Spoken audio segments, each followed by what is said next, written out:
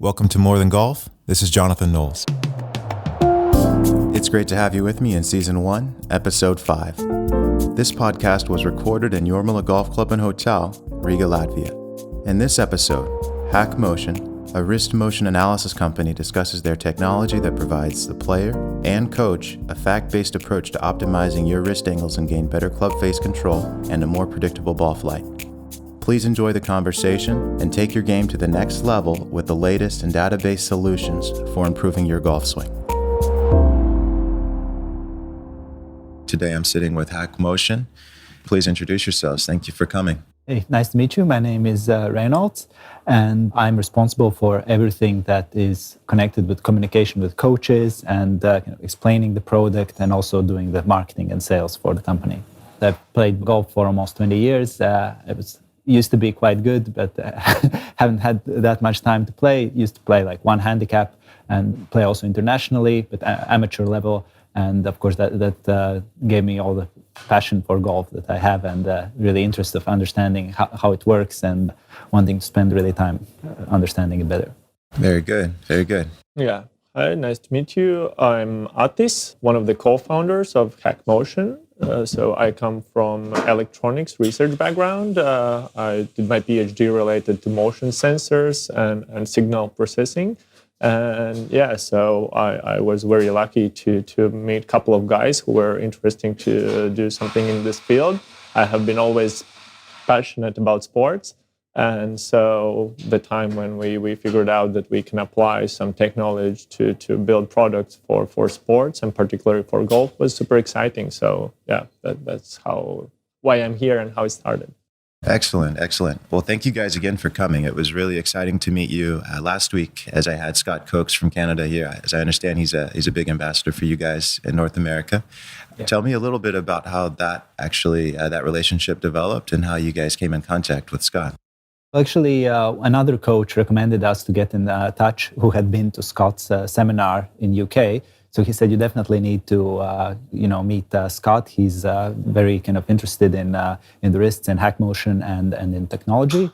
And then we just, as we usually do, we just wrote an email and said, hey, Scott, our friend recommended to get in touch, and would you be interested to kind of see what Hackmotion can do? And of course, he was very interested, and he then has developed some kind of more patterns that he sees in the data and using now within his seminars also worldwide, educating about what are the different patterns in wrist motion and how they influence the club face control.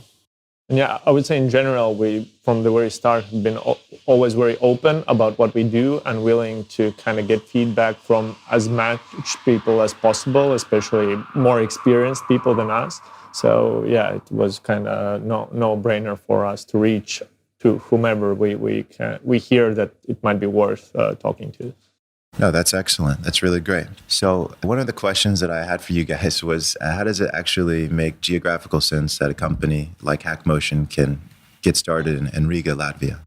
Yeah, so one of the core things is that Latvia is, I would say, quite rich with tech talent and a lot of tech background in previous years, also from the Soviet times. So we have some I would say, heritage that people are interested to that. So all of the founders from Hackmotion are located here in Riga, Latvia. And that's where we started from. And once we started, we actually realized that it is a really nice place to be for this kind of company because, first of all, the cost of doing business is substantially lower than, for example, in the US. So obviously our biggest market is US, but still we can manage operations from here because nowadays the communications are so good, video calling, all the transactions, everything can happen remotely. And if you look at particularly golfing business in general, so we have to cover the areas worldwide, starting from US all the way to the east to Asia. And so we are actually in really nice sweet spots. That's wonderful. Atis, could you tell me just a little bit about Hackmotion began? Yes, so the origin was the idea that we could help people learn all kinds of physical activities, not only golf, with some tech which would measure and give feedback. So that idea was, I would say, the core of the company. And then we started to look around which would be the best area to start with. And it turns out that I would say golf has one of the deepest tech traditions of all the sports. Like if you look at some of the companies who've been in market for almost decades now, then it's hard to find any other sport that is so ready to take on technology, and that made kind of really sweet spot for us to come in. We could learn from our competitors, and we see that there's demand in from the coaching, from the players, and so that's how we are currently here. Reynolds, would you like to add anything to that? Yeah, just we had also opportunity to do a lot of interviews. That's one key thing. When developing the product, we just interviewed like around 100 people asking for feedback. And so we've gathered feedback from really globally so many coaches, which it's hard to imagine that you could do it in one location, being located in one part of Europe, but actually with modern technology, as Ate said, you can do product development at this scale very easily. Yeah, I would want to stress this even more, that actually before building the first product, our focus was just to talk with as much people in golf industry as possible, mostly coaches. And that's how we figured out what is, I would say, the core values of what we do with our product and what we want to offer. It's around the ease of use, that it doesn't take much of your lesson time, and simple to understand, simple to set up. So we saw it as an opportunity. A lot of companies are doing really great things in golf, but we saw that this is part which is still a bit missing, that to make something really simple to use. And a lot of early 3D technology was really not developed for the mobile age. Like now everybody is using their mobile devices. They want to use it somewhere on the driving range, or around the short game area, on the course, and that's what we really tried to develop. Also, like with the latest generation, very, very lightweight, portable, and runs on your iPhone or iPad. No, that's such a big key. I would say all of the technology that I purchased before 2012, it was a really big challenge. So I was always traveling with a computer. I was always having to have Windows as an operating system, and to see your product, be able to connect via Bluetooth to my iPhone. That's really excellent, especially when it comes time to travel and to get on the road. I was first introduced to the product back in March. So I had the honor of hosting Scott in Berlin, Germany at Märkischer Golf Club. And one of the attending professionals, he said, "Jonathan, have you heard about Hackmotion?" And I'd seen some of the videos, and some of my colleagues use the product in the United States, but he was the first guy to kind of put it on my wrist and kind of show me, what it could do. And Scott was fascinated by it. And I believe since then, or even probably prior to that date, he was using the technology. But if you guys could just shortly explain how the device works and what does it actually analyze? Core of the tech is what actually everybody have in their mobile phones nowadays. So the sensor tech that can measure all kind of orientations, angles, is really advanced now, and all of the companies actually who are doing similar stuff use very similar sensors. And then the big question is how you process the data in order to get what you need. So we've been kind of very successful with taking the tech that is available for everyone, basically, and just fine-tuning so it's easy to use, very, very convenient to set up, and gets the measurements that are valuable.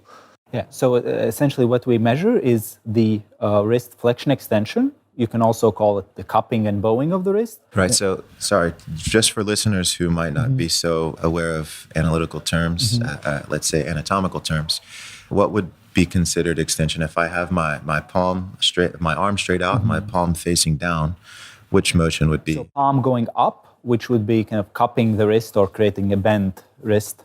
That would be called extension. Okay. And then when you're bowing the wrist, so moving it downwards, that would be the flexion. Okay. So Dustin Johnson would be very flexed or bowed at the top. And then the other part which is the hinging or the cocking, uncocking. What we call it in the more scientific terminology is radial ulnar deviation. So cocking is radial, moving up. That would be my thumb pointing at the sky to begin. So radial would be moving upward. And ulnar would be downwards. And then we also measure the rotation. So that there's a gyroscope, and we measure how much you rotate and which direction you're rotating throughout the swing. So that's, of course, very important also for the release part, how much the player is actually rotating his wrists. I see. Very good. That's really, really technical, I guess, for many people, and it might scare some individuals on the lesson tee. What would you say to someone, as you're trying to explain the product and what it actually measures to make it just a little bit easier for them to understand? Well, essentially, it's about club face control and understanding your wrists are basically, your lead wrist is basically the club face. And if you move it in certain directions, you're opening or closing the club face, or you're rotating in certain directions.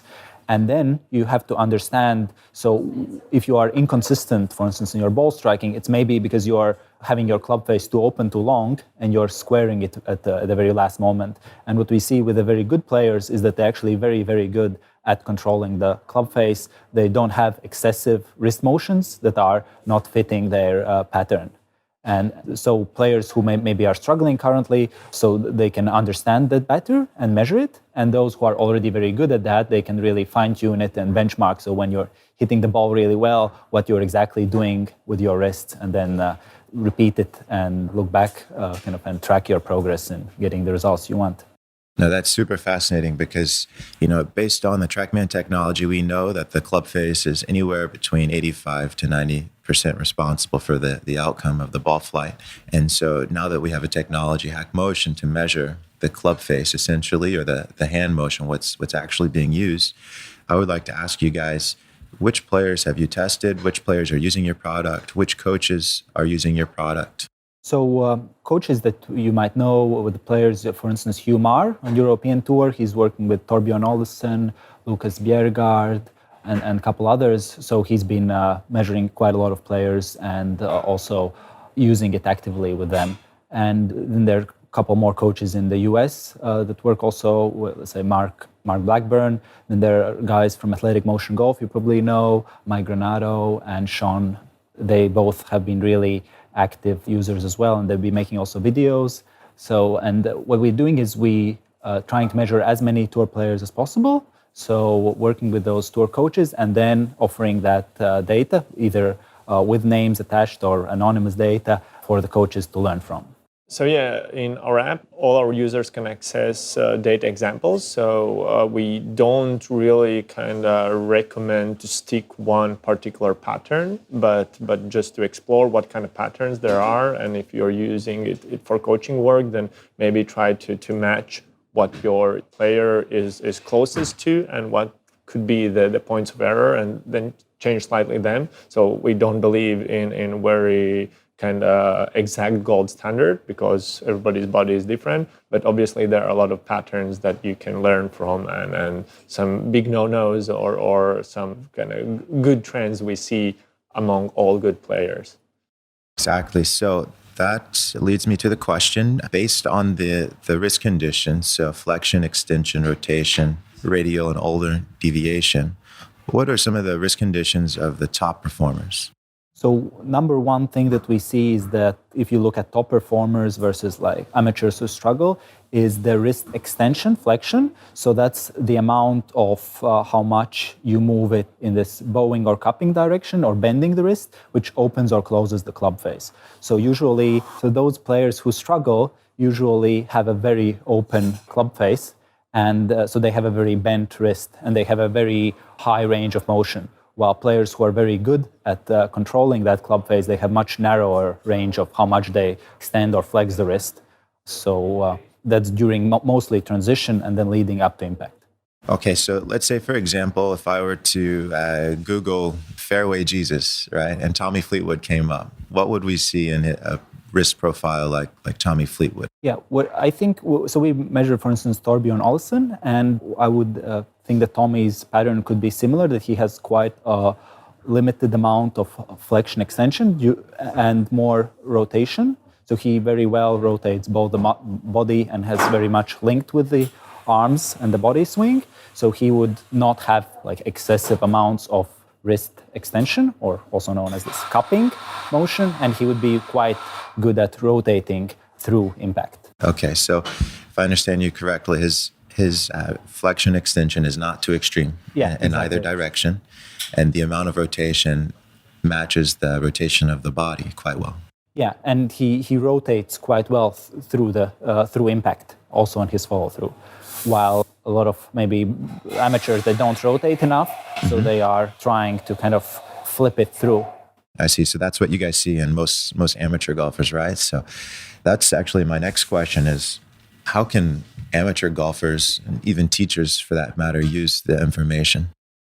So number one thing that usually those big mistakes that you see that everybody can benefit is if a player has this extreme amount of motion at the top. For instance, he's way too extended, so it's going to be, or too cupped, it's going to be very hard for him to get into a good position.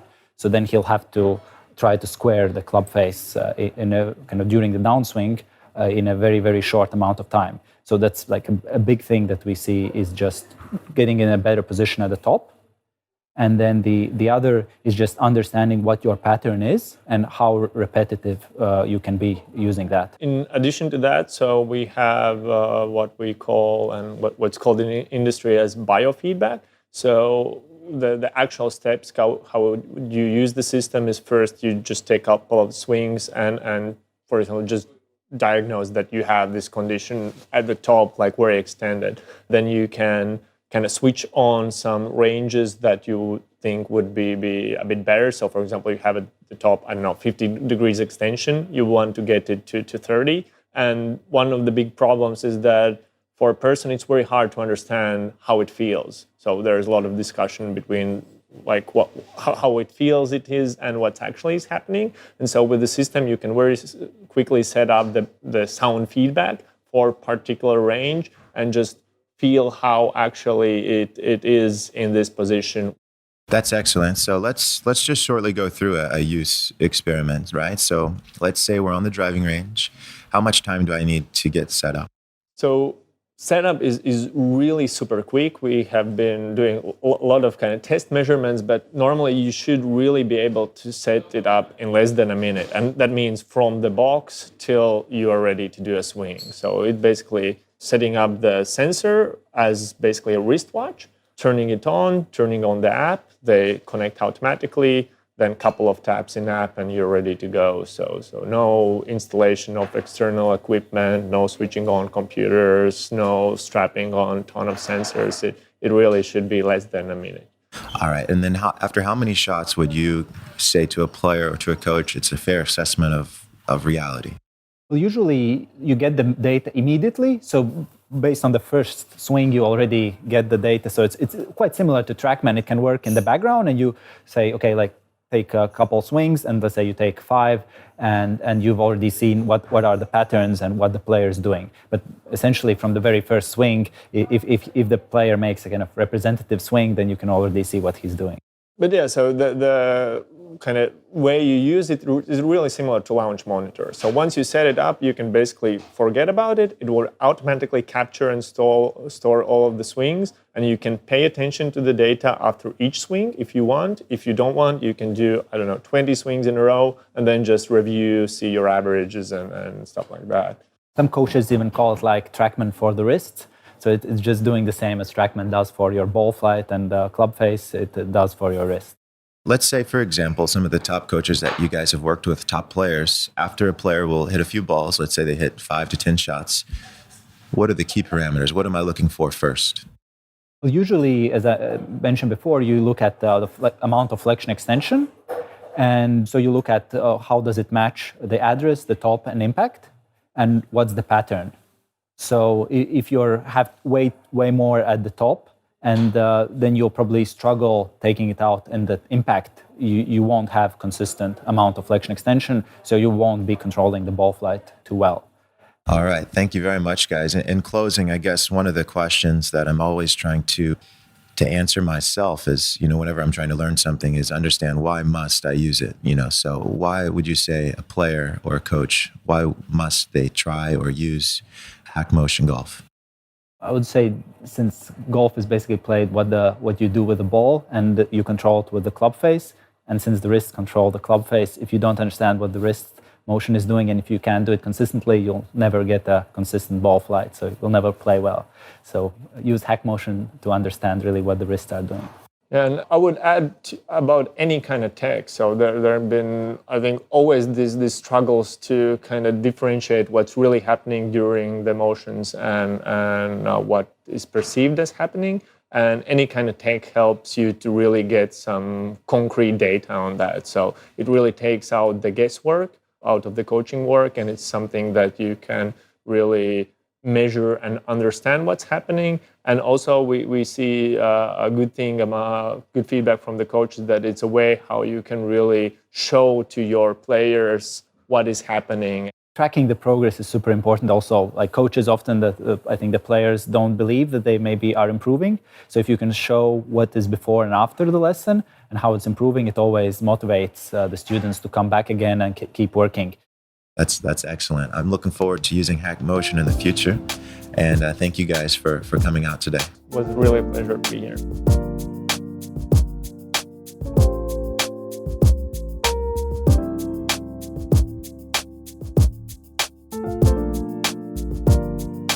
Thank you for listening. Please check back soon for the next episode.